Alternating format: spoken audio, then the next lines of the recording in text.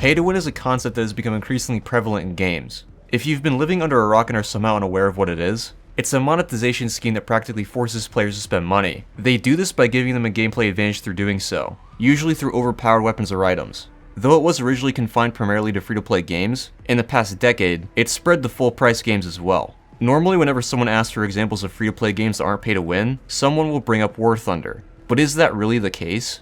That question has been the center of a lot of debate within the War Thunder community, so I thought I'd give my personal take on it. Since War Thunder is such a large game, it relies on a lot of monetization schemes to keep it running. We're going to go through a few of them to see what's fair and what isn't, or more accurately, to what degree these elements are pay to win. Without further ado, let's get into it. First up, there's the infamous bushes. Introduced as cosmetic items that you can attach to your tank, these bushes come in a variety of shapes, colors, and sizes. On smaller vehicles, they can be used to completely hide the outline, while on larger vehicles, they can be used to hide weak spots or make identifying the tank harder. Bushes can also be used to hide portions of larger tanks, such as covering the turret so it's nearly invisible while it's hulled down. These bushes also pick up dust the longer your tank is in the match, so if you use green bushes on a desert map, they'll eventually turn to look like the surrounding environment. Past a certain distance, bushes aren't supposed to render so that tanks can't snipe with impunity. However, it appears the bushes only start to de-render at about 400 meters, which is above or near the average engagement range on most War Thunder maps. So these bushes obviously give a massive advantage, but are they really pay to win?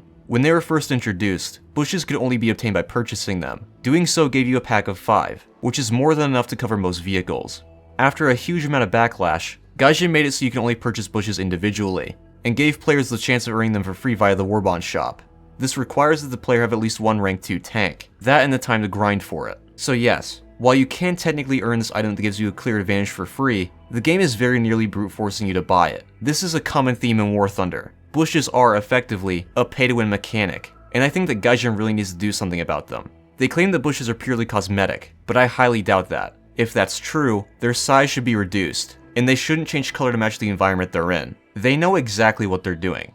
Tank camos are somewhat similar to bushes. They do make your tank more difficult to detect, but they are much less effective than bushes, because the silhouette of your tank is still there. There's nothing to break up the outline. Camos can be unlocked pretty easily for the most part, up until you get to top tier tanks. There, it can take up to 460 kills in the tank to unlock its top camo, which is usually the most effective. It's either that, or you spend a couple bucks to get it right away. Given how many players I see in brand new MBTs with the best camo unlocked, I'm willing to bet that most people choose the latter. There are also some user-made market skins that are darkly colored, making tanks that use them harder to see at night. I've also seen players use these camos to appear as though their tank is knocked out, in conjunction with darkly colored decals. It is worth mentioning that a lot of these camos are classed as fictional, and therefore can be disabled with a menu toggle. I don't think camos are quite bad enough to call them pay to win. And finally, there's premium and event vehicles.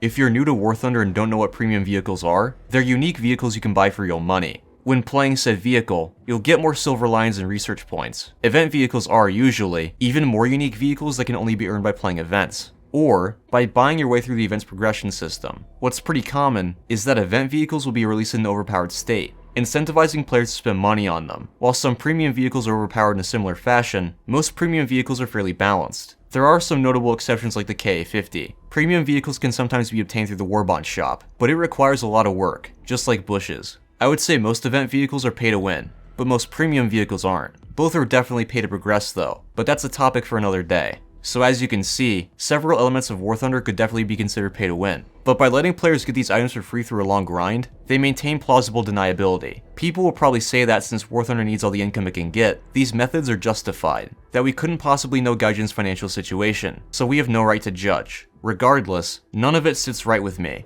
and I think they could definitely make some changes while still retaining enough income. Like I said earlier, make bushes less effective as camo, make camo unlock requirements easier, and release event vehicles in a balanced state. If event vehicles are unique enough, people will buy them regardless. Anyway, that's about all I have to say for now. I hope you guys enjoyed the video, and I'll see you on the next one.